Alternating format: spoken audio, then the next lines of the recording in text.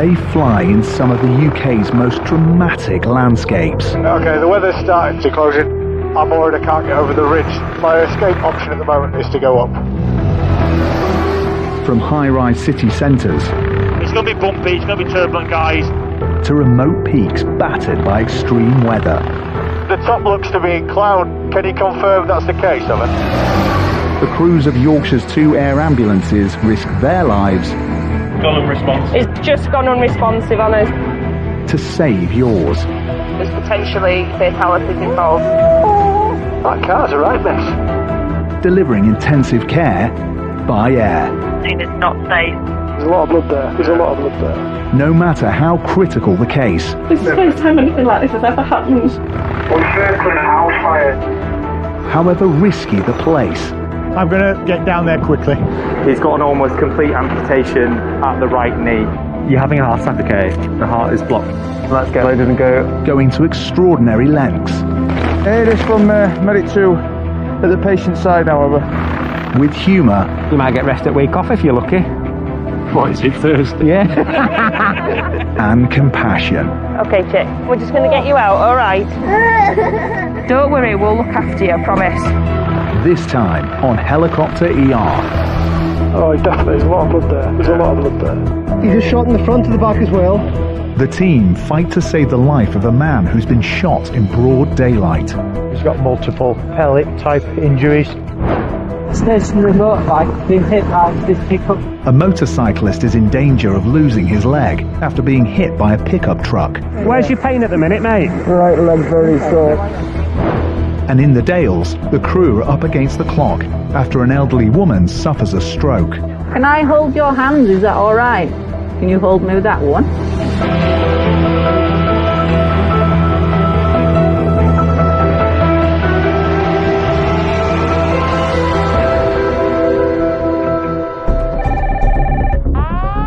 At the Yorkshire Air Ambulance headquarters, the scramble siren is sounding. It's a Saturday afternoon, and paramedics Al, Mikey and Dr. Brian are racing to reports of a shooting. Got a bad feeling about this one. I think it's going to be a shotgun. Drug-related gang. Engine bursted flights. Guarded. Doors and harnesses. Loads unsecure. Let's go back. We've actually got some over the top of the hangar. Yeah. Yorkshire's gun crime has doubled in a decade. This shooting happened just a few minutes ago in South Yorkshire. Details are still sketchy. You don't really know what you're going to find until you actually arrive on scene and see for yourself. You get some flight time to the scene. So in your head you're making plans, you're planning for the worst, but hopefully it's not going to be the worst. We've had reports of someone being shot. So the things that go in through our head is, first of all, what are they being shot with? Could be anything from a crossbow, a catapult, a shotgun, or a handgun, or a high-powered rifle, all of which have different injury patterns. Shootings are usually pretty rare, but if they do happen, it's normally with shotguns because they're quite easily obtainable and purchased on the streets quite easily. Pilot Jeff is flying his medical team to the scene at 160 miles per hour. Journey time is 3.5 minutes. You see the church with the three big black windows in it. That's where all the trees are at. But there's a warning from the ground. A gunman is on the run, and their safety is at risk. Head 9 now, we're overhead to park. Roger, that's received. Please the not seen at this moment in time, seen as not safe. 500 feet below the circling helicopter, the injured man is lying alone and untreated, but the crew can't land until police contain the scene and give them the all clear. There are coppers down here, though. Oh, yeah, seen 3 o'clock armed response by looks of it. There's DC at 9 o'clock as well. Watch where this copper goes. It looks like he's got a first aid bag out, doesn't it? There's something going on there. He looks kind of worried. Looks like somebody's got blood or red on him. And we'll go on there, mate, shall we? They decide to take a calculated risk. Gunshot wounds can bleed heavily, so every minute counts. Yes, police are on scene, tending to a casualty. We're landing now. Yes, that's all received, thank you.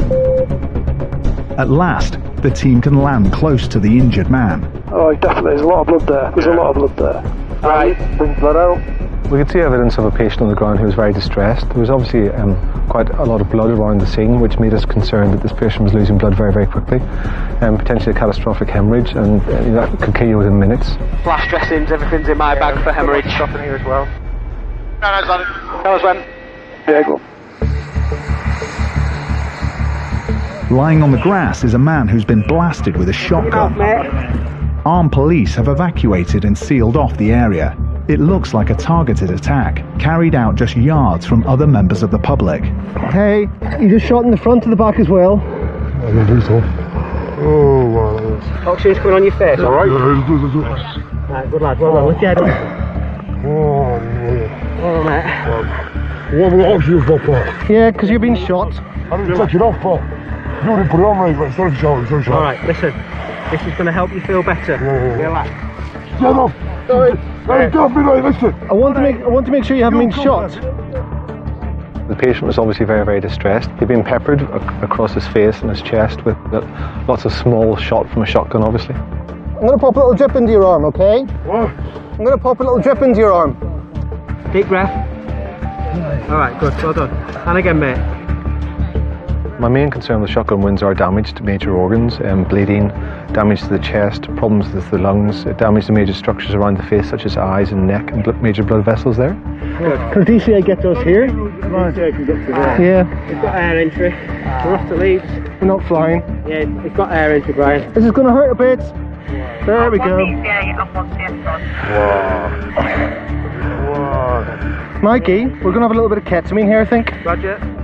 Dr. Bryan is giving him the strongest pain-killing drug the team carries. It will also calm him down. 10, 20. No, we're giving you some 30. Relax, you're fine. You're doing really well, buddy. So this guy looks like he's been shot with a shotgun. He's got multiple small pellet type injuries across the top of his chest and his neck. Some of those have clearly entered his body, so we'll be getting him onto an ambulance, I think, and off to hospital as soon as they arrive. Mikey, his neck's really big, isn't it? Oh. I can feel that's all blood there. So we're going to go. No, the LGI. Yeah. You're decent, mate. Is there any chance of getting a police escort to go there? Yeah. We can sort that. As soon as the DCA comes up, We're going to drive quickly to the LGI. Sound. okay? 36, alright, mate. You're doing really well. The gunman is loose, and there's a real danger he may return. The team are working as fast as they can in a high-risk situation. You want to talk to me, please? I'm here. It's more of a controlled adrenaline rise. Your senses become heightened, you become tuned into what needs to be done, you become really alert and switched on because you need to be on top of your game. The man is too unstable to fly, so the team must go by road ambulance. There's police here. Oh, yeah. Are we getting knocked out? No, we're not getting knocked out. Gunshots can cause complex internal injuries, and the man is bleeding heavily. Paramedic Al is drawing up a drug called TXA, or tranexamic acid. It will help stem any internal hemorrhaging. I'm going down my arm. You're doing alright, mate. Say, Brian. Thanks. You lift the arm up, mate, get that. Just need to dry that with something.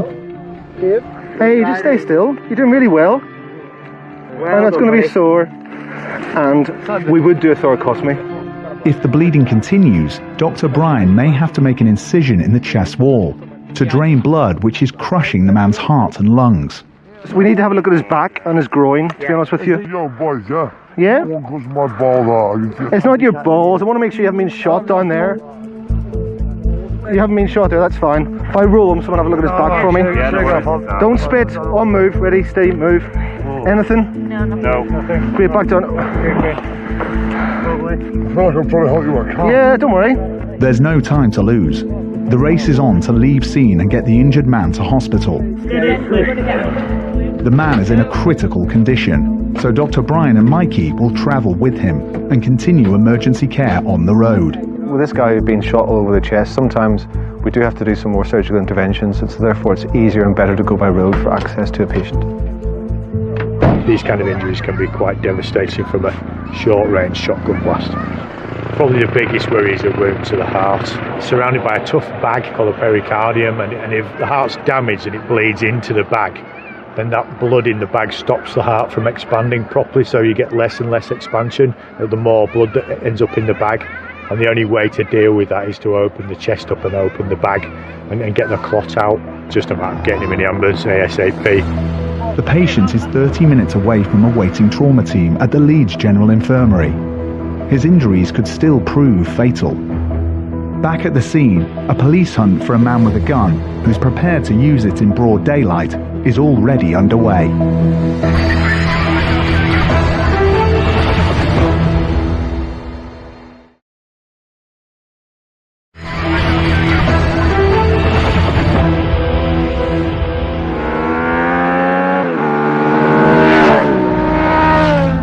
It's a busy Friday afternoon on Yorkshire's roads, and at the side of a dual carriageway near York, paramedics are fighting to save the life of a biker. Hi, it's Lisa on the air desk. I've had a message to shout you up. His injuries are so serious, the paramedics are calling for backup from the air ambulance team. Got broken potential kisses and left femur and a lot of agony if we try and move this patient. Dispatcher Lisa is scrambling the team from Nostell. He's in agony and there's no crew anywhere. Well. Yeah.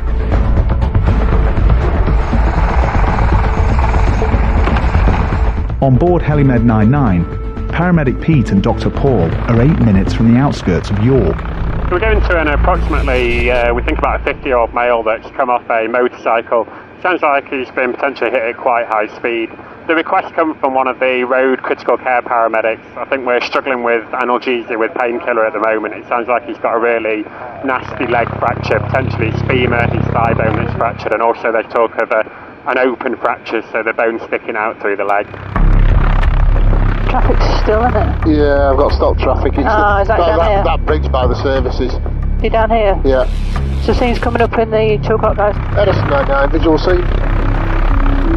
Police have closed the road and huge tailbacks are building. Pilots Lane will land directly on the dual carriageway.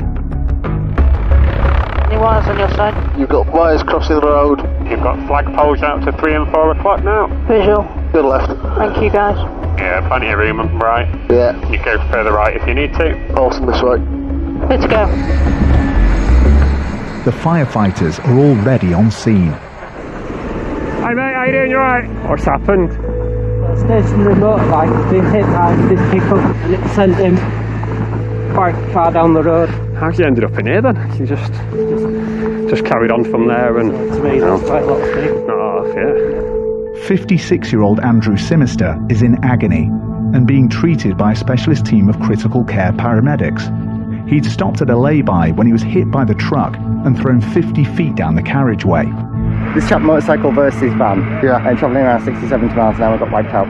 Initially face down when we got here, fire service keeping good C-spine control.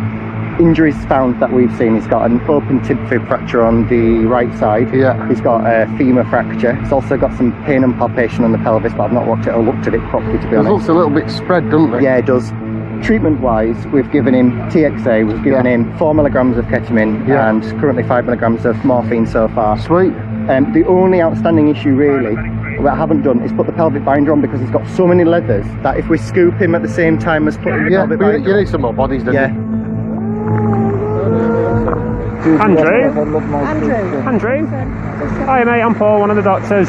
Where's your pain at the minute, mate? Right leg very soft. So if we give you a bit more painkiller, and then we'll put a little splint on your leg to keep it still, and then we'll get you on a bit of a scoop, something to pick you up in, like a little stretcher, and then we'll give you a little flight to Leeds. Is that okay? In the helicopter?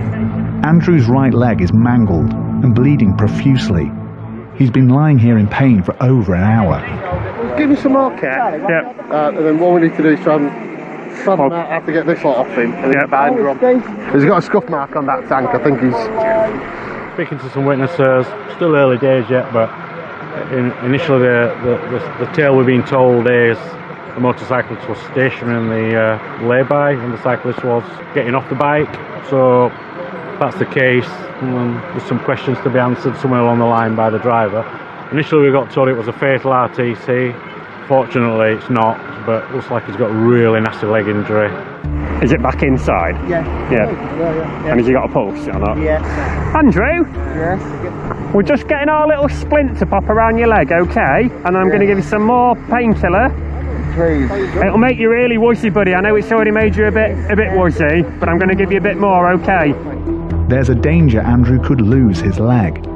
To save it and ensure blood is flowing properly, Dr. Paul will straighten the leg at the roadside using a traction splint. That's great, thank you. It will add to his already agonising pain, so they're giving him ketamine. Andrew? Andrew? You're not going to die, buddy.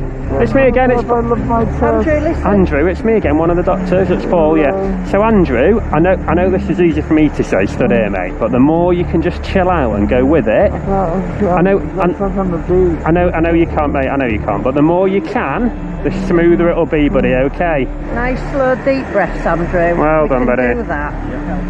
Did you say you had any other medical conditions then, Andrew? Say again, buddy. Sleep apnea. And you wear your CPAP mask at night? Yeah. Andrew's sleep apnea, when breathing stops and starts during sleep, is not good news. It will affect the dosage of painkiller the team can give him. So guys, I'm going to go relatively light on the ketamine because he's got sleep apnea and he has a CPAP hood at night, so we're not losing the airway basically. So we're going to be lighter on painkiller because it's safer. Are you alright pulling on that leg as well when we're ready? Yeah, sure. Andrew, bit more painkiller, okay buddy? Yeah, just to brief you guys, when we move him, he probably will start screaming the house down. It's a reaction, it's not so much as you can feel it. We're just going to move your leg, buddy, okay? Take some deep breaths, mate. Yeah, whenever you guys are ready. Go on, mate, up, yeah. Okay. You can breathe alright, fella.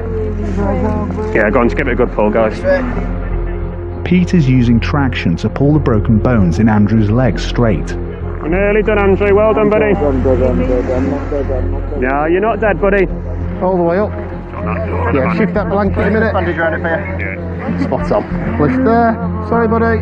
Tight as you can. Pete has done it. That's it, and get that as far up as we can. Okay, we're good under there. Oh no, mate, I'm sorry, it's me. Andrew, we're just going to roll you onto your side, buddy, okay? So essentially, guys, we're going to roll him to almost 90 degrees, okay? Get this all the way under and then roll back down. You're going to be in charge of the roll if you're happy. Everybody got a bit and everybody happy? Go on then, on you. They're rolling him onto a scoop stretcher. Hey guys, you're right. It's Andrew. He's 57. Yeah. Looks like an isolated right leg, possibly a femur, open fracture here. We'll go to LGI. Yeah. What are you thinking from here? Like 40 minutes on blues? Less than that, probably. Less than 40? Maybe. Yeah. Right, in that case then we'll definitely go by road. So yeah, change of tack, guys. We're not going to fly, okay? We're just going to go in the DCA. So 25-30 minutes on blues. It's not high, and by the time we've loaded him, started engines, flown and landed, there's not much time benefit at all, to be honest with you.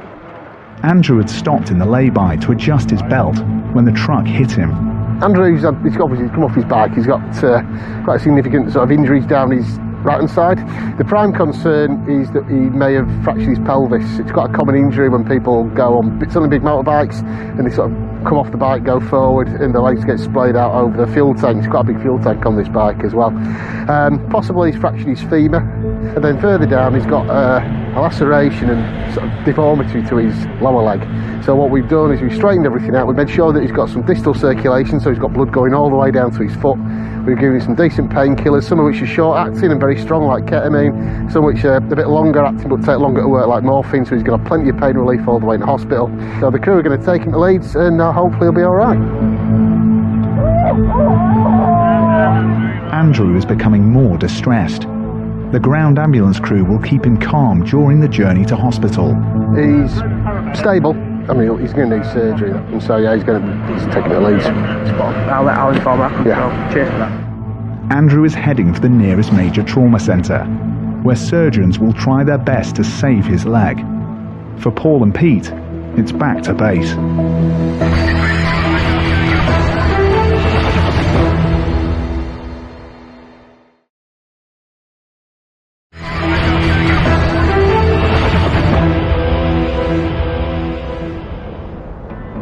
There's a note on my page, is it for?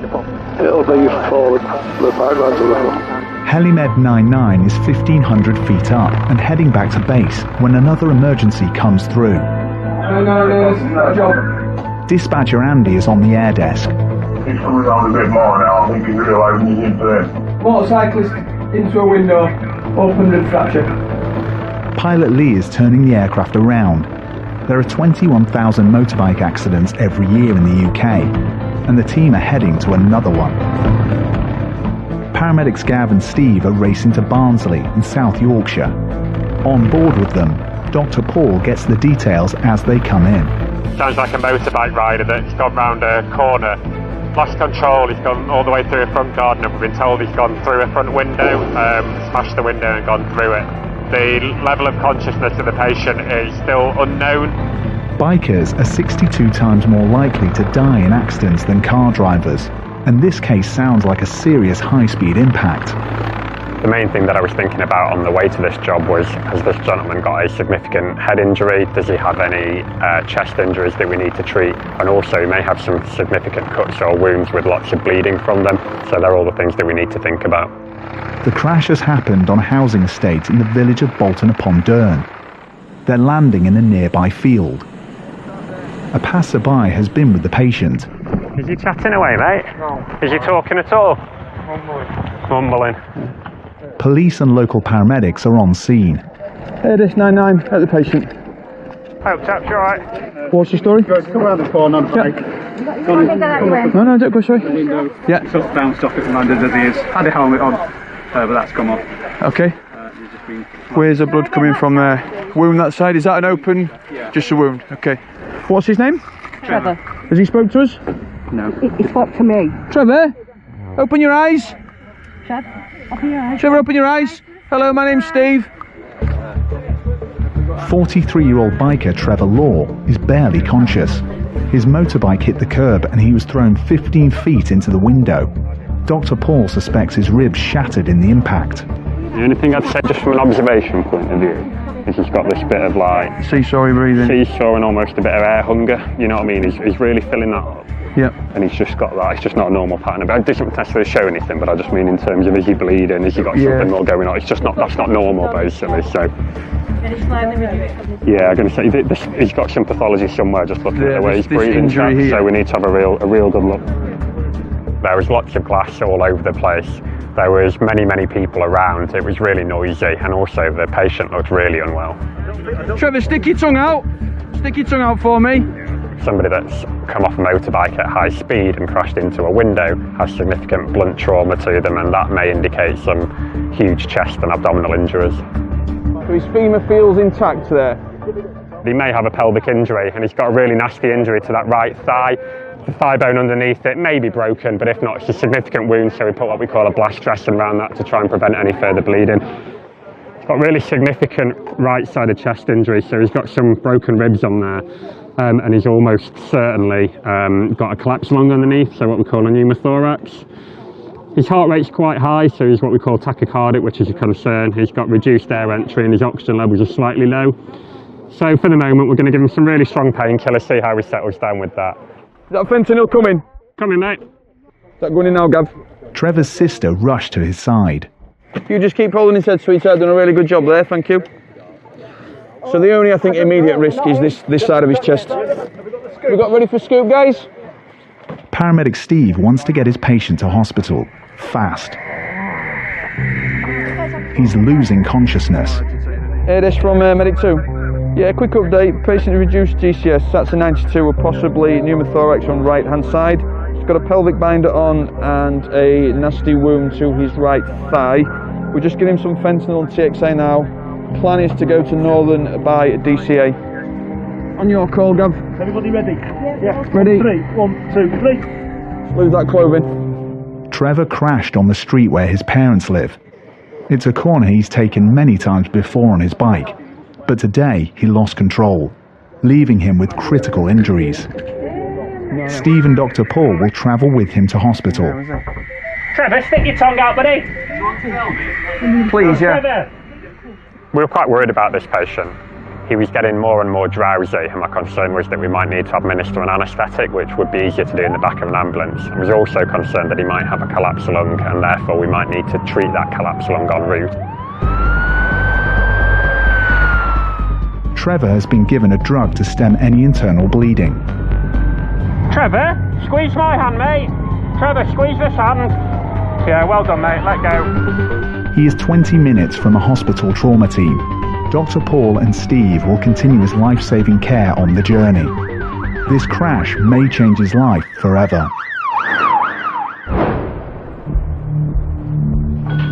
Ask her to raise both arms straight out in front of themselves and hold for a moment. In some medical emergencies, a few minutes can make the difference between life and death. She hasn't moved her left arm. She's moved her right arm, but not her left arm. And the 999 call Andy's listening into could be one of those cases. Exactly what time did these symptoms start? About half an hour ago.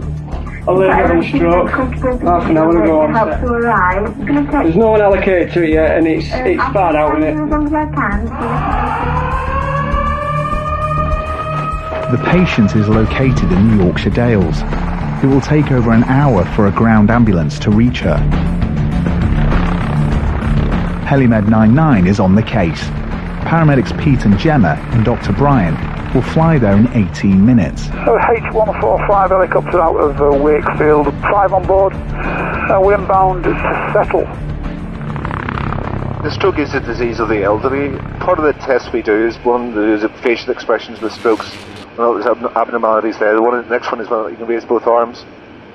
And the next one is speech. You lose your speech a little bit, and then time is of the essence, really, and it's the T-wave which we can reduce time. They need to get there as quickly as possible. A stroke victim loses almost 2 million brain cells every minute. One information, Helimed 99 Alpha is landing just north of Settle. We'll give you a call to see. This the village underneath us? See, there's 3 white vans sat outside an house down there. Yeah. It's down here, it's down in that neck of the woods. Is there a call sign there? I can't see one, no. It's just over the bridge to the north side of the river. I'd put it down near that bungalow, near that scrub, and the worst comes to worst, we'll just walk into the village. Alright then, okay. I'm going to put us in the fields, the flat field just down here inside the church. Okay, mate. Well, I think bases will put us where the... I think that's just the easiest place to probably the safest landing side, mate. You've got telegraph wires are sort of running on the edge of the wall, you got them. I'll pick me to open door. Yes. Right. Their patient was at home when the stroke started. So this lady is immobile normally in bed. Don't you need a winch to get her out? We will sort everything out, don't worry. Hello, sir. My name's Gemma. I'm one of the paramedics from the air ambulance, and we've got Brian the doctor as well. Is this Linda, is that right? Hello, Linda. My name's Gemma. We've come to see you today. Your husband was a little bit worried about how you were feeling. 82-year-old Linda Howarth's behaviour is out of character. Her husband and daughter are very worried. The carers came as usual. Yeah. And she was fine. Okay. I gave her a breakfast. Yeah. And in the middle of her breakfast, her food was coming out of her mouth again. Okay. And she obviously wasn't with it. Yeah. At all. Okay. Did she have her eyes open? Half closed. Half closed. Okay. But she just wasn't eating as she normally would. No. Okay. Linda, can I hold your hands? Is that all right? Can you hold me with that one? That's it. How about this one? Does this one move today? Can you raise your leg? Yeah, you got me. So that one would normally move. She would have full use of it. Yeah, she'd use it. Yeah. And what about her face? As you look at her, does that look any different? So I think that's drooping down a little bit. Is that what you think as well? Yeah. Yeah. Okay. Linda is showing all the signs of a stroke. Now the team must decide on the best plan for her care. So we're going to see if there's a normal ambulance, because I think that's a bit more appropriate than a helicopter in this situation. So we'll see how far away they are, and then we'll do some various tests and take it from there. Linda's woken up this morning. Her carers have been a little bit concerned, along with her husband, that she's having a stroke, and she's certainly showing the signs of it. She's got facial droop and she's lost the use of her left side. So that's clear indications that might be what's going on. Yeah, is there any update on a DCA? I think that's going to be more appropriate in this situation of her. Oh, there it is. Yeah, they're not far. It says they're unseen, but there mustn't be if you can't see them. Just as I rang you, they've just pulled up. Thank you. So we've got Linda inside. She is a 82-year-old lady who normally is hoisted in and out of bed, so has very little mobility anyway. She's woken up this morning and was unable to eat and has got left-sided weakness, left-sided facial droop as well. So she's fast positive as such. What time did that start? We got told 40 minutes before we got called, so probably an hour and a bit now. So she's unable to speak, but I don't think she communicates normally anyway. I think she said alone, and that's all. But the droop's new, and the loss of use of the left side is new. I think from our point of view, it's probably more appropriate for you to take her. I don't think.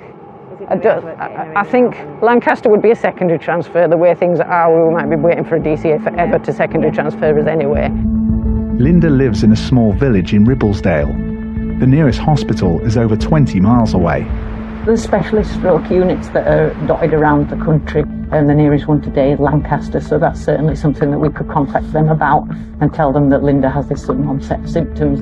So we're just deciding which hospital's best for you to go to today, Linda. Okay, because you're obviously a little bit of a distance away from a few of them because you live in a nice part of the world. Is that your husband? Yeah, he's in on the conversation outside. He's helping to decide. This isn't the first time Linda has had a stroke, but this one looks serious. There's a back entrance, we can get her out quite easily. These incidents are quite difficult. It's an elderly lady who's undergoing a lot of care at home currently, and the decision is for her to be admitted to Lancaster Stroke Unit. But the tricky bit is, whenever people have had strokes, they never recover full function afterwards, so it's a difficult time for this family in the future with regards to care after discharge from hospital, if in fact she does get discharged. Ready, brace, move. Sorry Linda, we'll get you sat up. And then we'll get you comfy again, because you're just a bit off to the side, aren't you? Just coming up to the bump now, ready? There we are. Get a bit of fresh air for a minute, Linda. It's a difficult day for Linda's husband, Harry, who is accompanying her to hospital. You're all right, Harry. Steady on there. They've been married for over 60 years, but today he doesn't know whether she'll be returning home with him. All right. In the UK alone, 1.3 million people are living with the devastating effects of a stroke. The quick response from the Helimed team will have given her a fighting chance of recovery.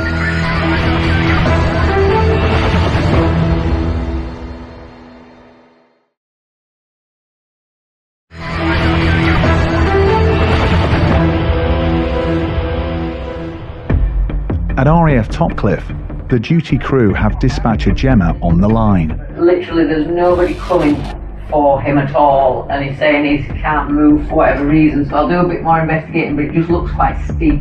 On a mountain biking trail on the edge of the North York Moors, a rider is lying badly injured. Riser is down, and my brief is that we'll lift, go over there, have a quick check of the windsock, but I'm expecting there's no wind. We'll go just straight across the airfield there. Pilot Harry is flying paramedics George and Andy 10 miles to the scene. We're off to a location that's been identified on the What 3 Words app for a mountain biker. The weather's not great today, so we're going to see what it's like when we get into that location. Hopefully we'll get to him and be able to provide some medical care.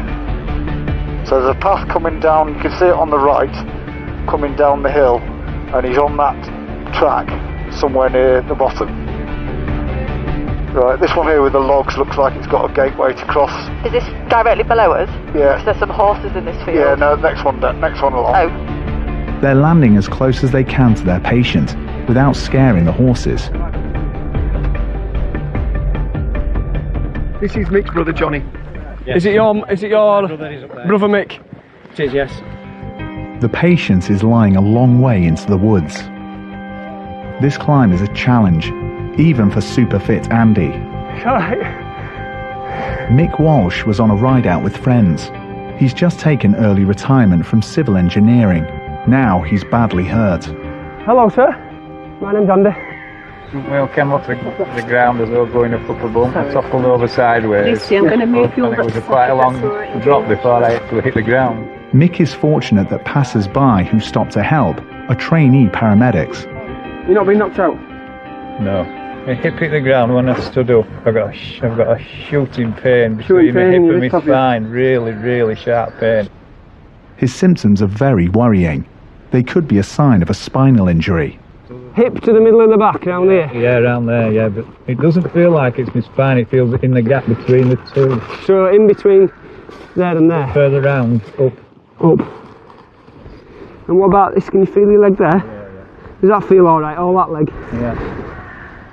Mick's friends saw him fall. It's one of those really simple accidents that happens. They're never as glamorous as people imagine. Just cycling up this trail, it's quite a steep hill. Going to the right, it's really bumpy, and as he's applied some power, the bike's wheelied, and it's wheelied over the top of itself because it's a really steep hill in a low gear, and all that's happened is he's fallen backwards, but because of the steepness of the hill, he landed flat on his back. And we're only half an hour away from finishing the ride as well. Andy knows Mick needs careful handling. It was a significant fall. His breathing's alright. He wants help from the local mountain rescue team and other cyclists. Can you do us a favour? Somebody on an electric bike? Can you make your way down to the helicopter? Ask him to give you the gas and air. We're going to give him some gas and air, some morphine, IV, and wait for mountain rescue to arrive to extricate. Hi mate. You alright? Hi mate, Andy and George. We could vacuum him, couldn't we? Because he'd be more secure in the vacuum on your stretcher. And then we'll decide how we're going to get him to hospital. We'll see where the DCA gets at. The gas and air is arriving on 2 wheels. Can I grab that off you? Maybe if we go down the bottom. Mick is being given the pain-killing gas, but he's very cold. Morphine can make patients feel sick, so the team are dispensing an anti-sickness drug. Alright, should we give him some Danzatron anyway then? I'll give him a couple of milligrams just to start with. It's a remote area and a lengthy journey for road ambulances. It's going to take us a bit of time just to get his pain under control and to get him out with mountain rescue, and then we could probably make a decision when we're at the bottom of the hill. With there being no DCAs allocated, I think it's preferable that we transport. Mountain Rescue Specialist Stretcher will ease the half-mile journey to the helicopter over this very rough terrain. Received, much appreciated. And it could be a bumpy ride for Mick. It's just said the pain's coming back a bit. Do you know what I'd do? Before we move on to this stretcher, load up on this gas. Get well loaded up on it. Mick's being immobilised to protect his spine. The plan is that we will lift the gentleman up and we'll slide in the stretcher with the vacuum mattress on it underneath him, and then we'll be able to package him in the vacuum mattress and carry him out on the belt down to the waiting helicopter. Press a lift and lift. This is not how Mick imagined his retirement would begin. It was really great that we were able to get the local mountain rescue team out. They've done an absolutely fantastic job. There's no way that myself and Andy would have been able to get Mick out. It was such a steep incline that, I fell over once, so it shows you how steep it was. They're really invaluable. They're all volunteers as well. So, absolute appreciation for those at the moment, and we worked as an absolute team. Come that way a little bit, guys. Centre like that, so keep going to me.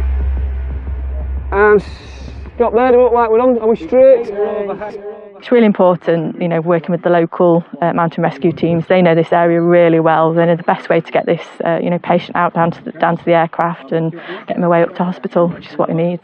From that, okay. Mick's being flown to the Regional Trauma Centre in Middlesbrough. Engines both to flight. They are and they're guarded. Confirm. Doors found in stretcher. Closed and secure right. Closed and patient secure in rear. Cautions are maskless. They are clear. Element 98 Alpha has just lifted from just underneath the top cliff stub, routing up to James Cook. We've got a southerly wind at the moment, so what I'll do is I'll do a fly past the hospital right-hand turn and come almost back down the main road to the pad. That's the clearest approach. There we go, that's us lined up on the pad now, towards the pad. 10 minutes after leaving the national park, pilot Harry is touching down at the James Cook Hospital helipad. Mick is heading straight for scans to his back. He could be months in recovery. You just shot in the front of the back as well. The man who was shot in South Yorkshire survived what police believe was a targeted attack. Firearms and other weapons were recovered during the investigation. Several people were arrested in connection with the shooting. but no one was charged. The victim did not engage with police and refused to give evidence. Stationary motorbike being hit by this pickup. The first realisation that I'd been hit was like this massive explosion of energy going through my body, through the helmet, and me being thrown through the air and all this debris being thrown through me. And that's all I remember. The air ambulance team did all they could to save motorcyclist Andrew Simister's leg after he was hit by a pickup truck when he stopped in a lay-by. There were doctors or consultants in front of me explaining really that my leg was very badly damaged, more than likely would have to be amputated, and I said, you've got to try and do everything to save my leg. And I've got a scar that starts and goes all the way up my right leg, which is where they took a donor vein out, and they actually got blood supplied through to my foot, but the rest of my leg was too badly damaged. He spent 19 days in hospital, undergoing 5 operations and 7 blood transfusions.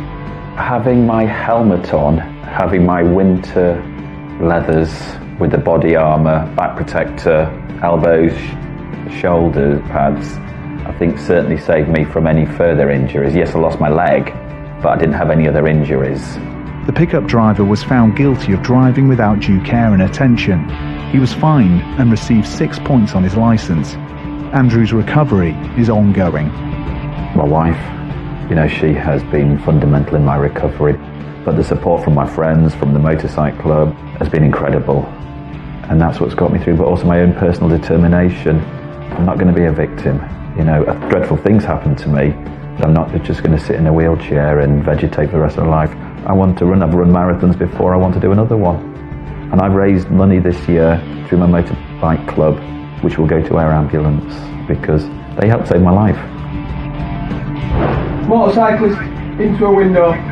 Hospital doctors placed 43-year-old biker Trevor Law into a medically induced coma after he came off his motorcycle and hit a window. Seesaw breathing. Seesaw and almost a bit of air hunger. Scans found Trevor had broken his back and all his ribs on one side.